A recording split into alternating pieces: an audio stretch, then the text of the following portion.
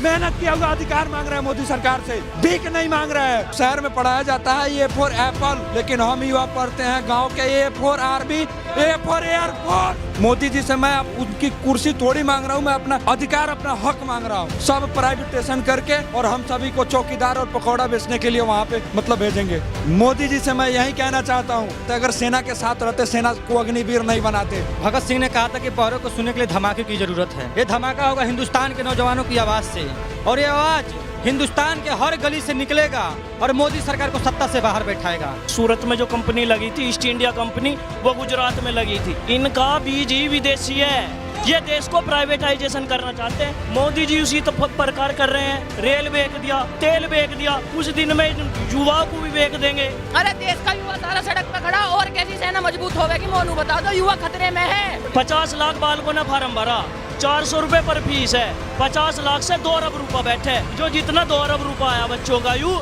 सब चुनाव में लगा देगा। यू जिन भगवान श्री राम का मंदिर, उनके नाम पर ये वोट लूट रही है सरकार, उनके कभी आदर्शों पर चल नहीं सकती। पर हित के समान कोई धर्म नहीं होता है और पर पीड़ा के समान कोई धर्म नहीं होता है। लेकिन इन्होंने तो युवाओं को पीड़ा दी है, इस देश की जनता को पीड़ा दी है, देश के किसानों को पीड़ा दी है। तो इनसे बड़ा अधर्मी विधर्मी हो ही कौन सकता है? कहीं का प्रधानमंत्री 1.5 लाख करोड़ कर्जा जा रहा के नाम विदेश पे, क्या विकास कर रहा? कहीं का बढ़िया प्रधानमंत्री। राम मंदिर का उद्घाटन करने प्रधानमंत्री जी जाते हैं तो मीडिया 1-1.5 महीने पहले से राम मंदिर के अलावा कुछ नहीं दिखा। लोकतंत्र को खत्म करने की पूरी साजिश है सरकार की। जब तक इस तन में दम रहेगा तब तक ये लड़ाई जारी रहेगी। जब तक तोड़ेंगे नहीं तब तक छोड़ेंगे नहीं। हमारी भर्ती पूरी कराए या तो हमें गोली मार दिया, शहीद कर दिया जाए यहीं पे। हम बस मोदी जी से यही मानते हैं। और 75 साल में सबसे झूठा प्रधानमंत्री अगर कोई हुआ है तो नरेंद्र मोदी हुआ है। रोजगार देने का नहीं, बेरोजगार करने वाली सरकार आई है। सब बदल दिया, सही तो बोल रहे हैं, सब बदल दिया। परमानेंट को अग्निवीर बना दिया, किसान को रोडों पर बैठा दिया, मेडिकल की सुविधा है नहीं, पहलवानों को धरना बैठा दिया, उनको ऊपर भी लाठी चलवा दी। राजधानी दिल्ली के जंतर मंतर पर करीब 1.5 लाख युवा अपने हक की मांग को लेकर विरोध प्रदर्शन कर रहे हैं।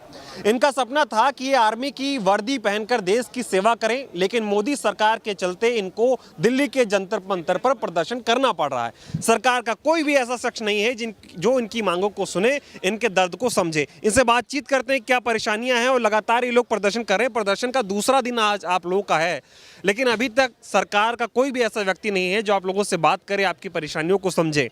कब तक प्रदर्शन करते रहेंगे? और जो सरकार का ये जो रवैया है कि कान बंद करके बैठी हुई सरकार, उस पर क्या कहें? सर, सबसे बड़ी बात, सरकार तो अभी मोदी सरकार का ये राम राज्य चल रहा है, तो राम राज्य में सबको समान और सबको न्याय दिया जाता है। तो आप सभी देख रहे हैं कैसा राम राज्य है, ये कैसा राम राज्य आप देख सकते हैं। आप सभी कोई राम राज्य में भी लड़के दर की ठोकरें खा रहे हैं, सड़कों पे घूम रहे हैं। जब हमने अपनी प्रक्रिया ईमानदारी पूर्वक कर रखी है तो ज्वाइनिंग क्यों नहीं करवा रही है सरकार? मोदी जी से पूछना चाहता हूं। मोदी जी से मैं उनकी कुर्सी थोड़ी मांग रहा हूं, मैं अपना अधिकार, अपना हक मांग रहा हूं। आप देख सकते हैं आज हमारे हाथ में AK-47 LMG जैसे गन होने चाहिए थे, हमारे तन पे वर्दी होना चाहिए था, लेकिन आज हमारे हाथ में पोस्टर बैनर है। हम लोग दर के ठोकर खा रहे हैं, विरोध धरना प्रदर्शन कर रहे हैं। लेकिन सरकार तो रोजगार देने की बात करती थी, अभी भी बात कर रही है। अभी बजट आया है कल, उसमें भी वो कह रहे हैं युवाओं को बहुत बजट देंगे, युवाओं को बहुत समर्थन देंगे, मजबूत करेंगे, वो देश की तरक्की में योगदान देंगे। लेकिन एक कैसी झूठी बातें करती है ना कि काम भी करती है जमीन। आपको मैं बताता हूँ, रोजगार के बारे में आपने सवाल किया मेरे से। जहाँ 84,000 SSGD का वैकेंसी आने वाला था, आज पूछ लीजिए किसी भी लड़का से 26,000 वैकेंसी आया है। मैं बता रहा हूँ, अभी रेलवे में आने वाला था लगभग 1.5 लाख का, टोटल 1.5 लाख वैकेंसी आने वाला था, लेकिन उसका 5900 वैकेंसी आया है। आप देख सकते हैं जब इलेक्शन के समय इतना कम वैकेंसी आ रहा है तो ये जीत जाएंगे तो उसके बाद में क्या वैकेंसी देंगे? ये सब प्राइवेटेशन करके और हम सभी को चौकीदार और पकौड़ा बेचने के लिए वहाँ पे भेजेंगे। क्या चाहते हैं मोदी जी? आपको कुछ समझ आ रहा है? मोदी जी से मैं यही कहना चाहता हूँ, देश में कभी भी क्रांति लाया तो युवा लाया है। अगर आप युवा के साथ गलत करेंगे, युवा के साथ अन्याय करेंगे तो एकदम क्रांति आएगा, आपके सरकार के विरुद्ध आएगा, और जरूर आएगा क्रांति। क्योंकि हम लोग 3 साल से दर की ठोकरें खा रहे हैं अपनी भर्ती के लिए, अपने अधिकार के लिए, अपना हक के लिए, जिसके लिए हमने 4 से 5 साल तपस्या किया था, मेहनत किया था, तब जाकर भर्ती क्लियर हुआ था। अगर आप लोग अपने बच्चे को कभी दौड़ा कर देखे होते, अगर अपने बच्चे, अपने भाई भतीजे जो भी हो, अगर उनको दौड़ा कर देखे होते 1600 मीटर का दौड़, तब आपको दर्द पता होता है कि क्या होता है दर्द, क्या होता है भर्ती का जोश और क्या होता है जुनून। लेकिन वो तो कहते हैं मैं खुद एक गरीब परिवार का बेटा हूँ, गरीब परिवार से आया हूँ, गरीबों का दर्द समझता हूँ, लेकिन ये फिर कैसा दर्द समझ रहे हैं कि आप लोगों से बात तक नहीं कर रहे हैं? यही आप खुद में, अब जितना भी हमारा प्रोटेस्ट हुआ है, आप सभी मीडिया साथी हमारे साथ थे, आप सभी देख सकते हैं। आप जब से हम सभी प्रोटेस्ट कर रहे हैं, कोई भी मतलब सरकार के तरफ से कुछ भी यहाँ पे आया हम लोगों से मिलने या पूछने कि हाँ क्या आपका प्रॉब्लम है, क्या समस्या है, इसका मतलब ये लोग जानबूझ के झूठा मूठा चारों तरफ फैलाते हैं कि युवा के साथ है, सेना के साथ है। अगर सेना के साथ रहते, सेना को अग्निवीर नहीं बनाते और हमारे साथ अन्याय नहीं करते। सबसे बड़ी बात है, इनको ये मतलब चाहते हैं कि पूरा युवा जो है बेरोजगार रहे, और बेरोजगार रहेगा तो युवा नशा करेगा, और नशा करेगा तो 10,000 15,000 का जॉब करेगा, और हम जिस तरह चाहे उस तरह इनका यूज करेंगे, और जिस तरह चाहेंगे उस तरह कंपनी फैक्ट्री में इनको भेज के। वो तो युवाओं को सशक्त बनाने की बात करते हैं, कहते हैं युवाओं को जितना सशक्त मोदी सरकार ने बना दिया, कोई नहीं बनाया पाया। तो अब देख, सब सशक्त है, देख सकते हैं, कैमरामैन आप सभी देख सकते हैं, सभी सशक्त है। रोड पे बैठे हैं, दर की ठोकर खा रहे हैं, कहाँ सशक्त है? अपना अधिकार मांग रहे हैं, मेहनत किया हुआ अधिकार मांग रहे हैं मोदी सरकार से, भीख नहीं मांग रहे हैं। लेकिन क्या लगता है कि ऐसा क्यों कर रहे हैं मोदी जी? तानाशाही चल रही है इस देश में, लोग अपना हक मांगेंगे, हक नहीं देंगे। बिल्कुल तानाशाही है सर, मैं क्या बताऊं। जो मतलब गांव में पढ़ाया जाता है, मतलब शहर में पढ़ाया जाता है ए फॉर एप्पल, लेकिन हम युवा पढ़ते हैं गांव के A for army, A for air force. ये उनको पता क्यों नहीं, मतलब क्या सोच रहे हैं हमको पता, हम सभी युवा को समझ में नहीं आ रहा है। जब हमने ईमानदारी पूर्वक सारी भर्ती की प्रक्रिया पास की है, तो उन्हें तो ईमानदारी पूर्वक सभी लड़के को भर्ती लेना चाहिए था। तो आप सभी देख रहे हैं जिस तरह से हम दर की ठोकरें खा रहे हैं, आप सभी को भी पता है कि कैसी सरकार है, कैसी सरकार नहीं। लड़ाई जारी रहेगी आप लोगों की, क्योंकि दूसरा दिन है और 4 दिन का आप लोगों का ये धरना है। 2 दिन हो गए हैं, 2 दिन में विपक्ष का तो साथ मिल रहा है, लोग आपकी बातें कर रहे हैं, सरकार आप तक नहीं आ रही है, ना तो आपकी बात कर रही है। देखिए, भगत सिंह ने कहा था कि बौरों को सुनने के लिए धमाके की ज़रूरत है। तो ये धमाके कोई गोला और बम बारूद से नहीं होगा, ये धमाका होगा हिंदुस्तान के नौजवानों की आवाज़ से, और ये आवाज़ हिंदुस्तान के हर गली से निकलेगा और मोदी सरकार को सत्ता से बाहर बैठाएगा। सीधी सी मुद्दा है, अगर ये मोदी सरकार हमारा एयरफोर्स ज्वाइनिंग, आर्मी का पेपर नहीं कराएगी, तो मैं आपको इस मंच से और इस दिल्ली से, इस जंतर मंतर से आवासन देता हूँ और विश्वास दिलाता हूँ कि पूरे देश में मोदी के खिलाफ आंदोलन खड़ा होगा। और जो नौजवान, जो साथी हमारे साथ खड़ा नहीं होगा, वो समझ जाइए कि कहीं ना कहीं वो भी अंग्रेजों का औलाद है। जो हमारे साथ खड़ा रहेगा, इस देश को फिर से हम आज़ादी कराएंगे और इस देश को बताएंगे कि सत्ता कैसे हिलाई जाती है। सरकार तो कह रही कुछ गड़बड़ नहीं चल रहा है, सब ठीक चल रहा है, फिर से वैकेंसी निकालेंगे, सब ठीक। सरकार खुद ही गड़बड़ कर रही है। अब दरअसल में मैं एक बात बताऊं तो, मैं मेरा छोटा भाई यही हूँ, घर में जो सबसे ज्यादा उपाधि बालक रहे, भारत चूरन बेचने वाला, ठापनी किताब देता है। अब मोदी जी कहाँ के हैं मुझे यूँ बताओ? गुजरात में कौन कौन आदमी घोटाले कर करके भागे, कहाँ कितने 3 आदमी भागे ना घोटाले कर करके। ये मोदी सबसे पहले ये बताओ, सूरत में जो कंपनी लगी थी, ईस्ट इंडिया कंपनी, वो गुजरात में लगी थी। इनका बीज ही विदेशी है, बीज ही इनका विदेशी है। ये देश को प्राइवेटाइजेशन करना चाहते हैं, ये देश को प्राइवेटाइजेशन करना चाहते हैं। अब जो छोटा बच्चा रहता है घर का, किसी चक्कर में कुछ बेच दिया घर का, मोदी जी उसी तो प्रकार कर रहे हैं। रेल बेच दिया, तेल बेच दिया, कुछ दिन में युवाओं को भी बेच देंगे। सेना बेच दी। तो जब आए थे 2014 में, बोले थे सेना को मजबूत करेंगे, सेना को प्राइवेट। भैया सेना मजबूत होती रही है, यू सेना मजबूत ही हो रही है। और कैसी सेना मजबूत होगी? अरे देश का युवा सारा सड़क पे खड़ा, और कैसी सेना मजबूत होगी? मोनू बता दो, युवा खतरे में है। नू बताओ, घर में कोई मतलब बालक मरे तो वहाँ का बाप समझावे। अब हम युवा देश के, अरे हमें सरकार ही तो समझाए। एक बात बताओ, जब ये आर्मी का पेपर कैंसिल हुआ है, तो कुछ बच्चे ने, बहुतन ने आत्महत्या करी ही, तो फिर आत्महत्या करी। सरकारी कोई अफसर हमें कोई भी झूठा आश्वासन ना दिया कि बच्चों तुम गलत कदम मत उठाओ। अगर घर का कोई बालक गलत कदम उठावे तो फिर माँ बाप समझावे। तो फिर सरकार के विरुद्ध भाई, सरकार तो हमारी माँ बाप है, क्योंकि हम कहा मतलब 1900 भर्ती दे गए, तो फिर सरकार हमें मतलब आश्वासन तो दे दी कि तुम गलत कदम मत उठाओ, है नहीं?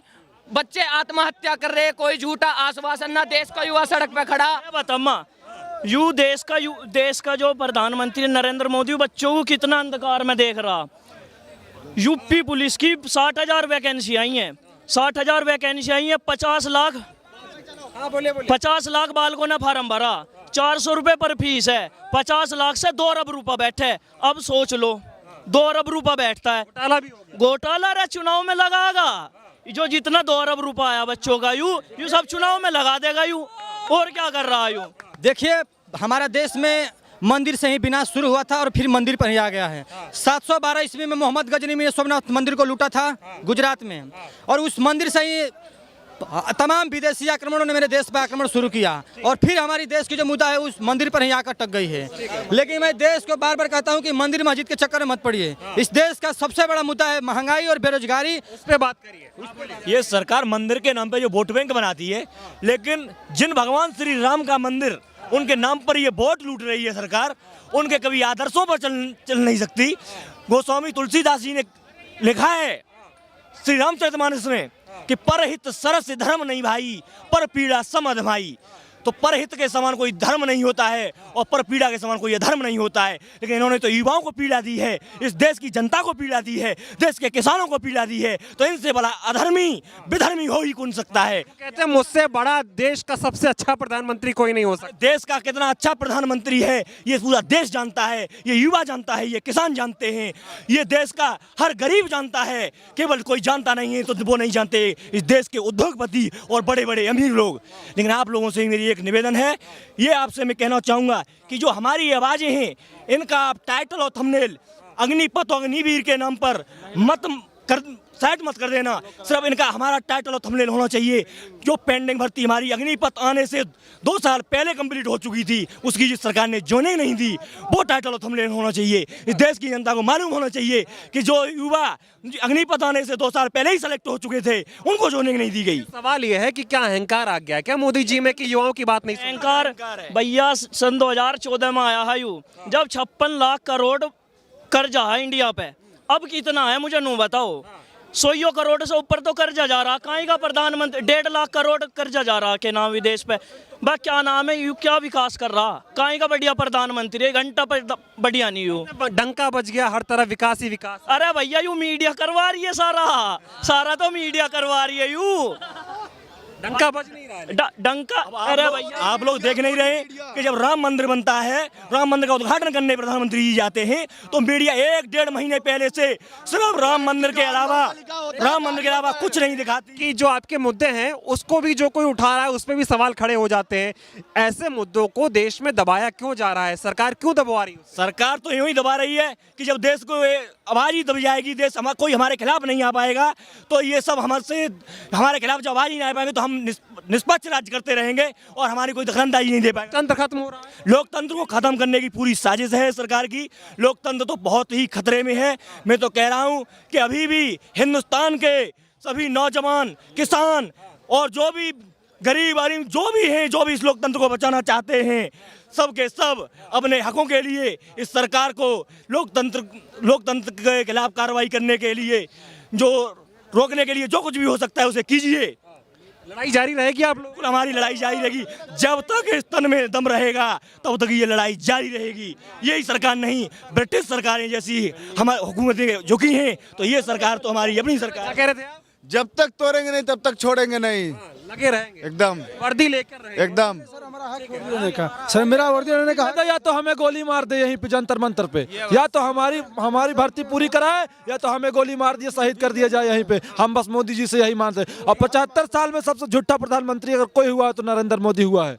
और मैंने भी वोट दिया इनको, अपना पहला वोट। युवाओं की सरकार आई थी, रोजगार देने वाली सरकार आई थी। रोजगार देने का नहीं, बेरोजगार करने वाली सरकार आई है, रोजगार देने वाली सरकार नहीं आई है। और आज ये हमारे ऊपर है, कल धीरे धीरे हर तबके के ऊपर किया जाएगा। ये सबसे बड़ा रोजगार होता है, सब भाजपा सरकार में हुआ है। तो कहते हैं हम जब से आए सब बदल दिया। सही तो बोल रहे हैं, सब बदल दिया। परमानेंट को अग्निवीर बना दिया, किसान को रोडों पर बैठा दिया, मेडिकल की सुविधा है नहीं तो बदल तो दिया ही उन्होंने। पहलवानों को धरना बैठा दिया, उनको ऊपर भी लाठी चलवा दी। धन्यवाद आप सभी का बात करने के लिए। तो तस्वीरें एक बार दिखाता हूं। देखिए जंतर मंतर पर ये जो तमाम जवान है वो धरना प्रदर्शन कर रहे हैं, और इनकी ये मांग है कि सरकार जो इनकी नियुक्ति पत्र है वो इनके हाथों में दे, ये वर्दी पहने, देश की सेवा करें। और जब तक इनको नियुक्ति पत्र नहीं मिल जाता है, इनका धरना प्रदर्शन ऐसे ही जारी रहेगा, चाहे कुछ भी हो जाए। और तमाम युवाओं उन्होंने, आपने सुना भी होगा, उन्होंने ये भी कहा कि या तो वर्दी दे दीजिए नहीं तो गोली मार दीजिए, और जब तक वर्दी नहीं देंगे तब तक ये यहाँ से जाने वाले नहीं हैं। इनकी लड़ाई जारी रहेगी जब तक इनको न्याय नहीं मिल जाता है।